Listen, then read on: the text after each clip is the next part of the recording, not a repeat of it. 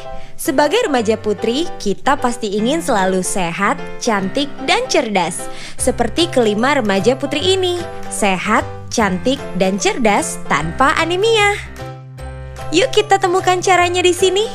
Pertama, kita perlu tahu dulu anemia itu apa sih? Anemia adalah suatu kondisi tubuh di mana kadar hemoglobin di dalam darah lebih rendah dari normal. Gejala yang umum dirasakan dikenal dengan sebutan 5L. Selain 5L, kita mungkin akan merasa pusing, berkunang-kunang, gampang mengantuk, dan sulit konsentrasi. Terkadang orang menganggap anemia itu sama dengan tekanan darah rendah.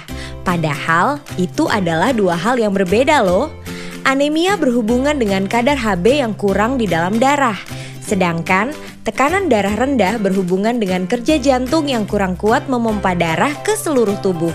Perbedaan lainnya, kalau anemia diketahui melalui pemeriksaan darah, tekanan darah rendah diketahui dengan pemeriksaan menggunakan alat ukur yang dipasang di lengan. Kalian ingin tahu nggak apa sih yang terjadi di dalam tubuh kalau kita mengalami anemia? Bila kita anemia, sel-sel tubuh tidak mendapat cukup oksigen. Mengapa? Karena di dalam sel darah merah, Hb lah yang berfungsi mengikat dan mengedarkan oksigen ke seluruh tubuh. Jadi, bila kadar Hb kurang, jumlah oksigen yang dibawa sel darah merah ke seluruh tubuh juga tidak cukup. Makanya, badan terasa lemah dan sulit konsentrasi.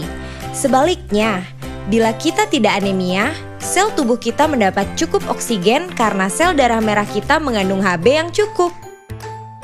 Kalian mungkin bertanya lagi, kenapa ya kita harus peduli tentang anemia?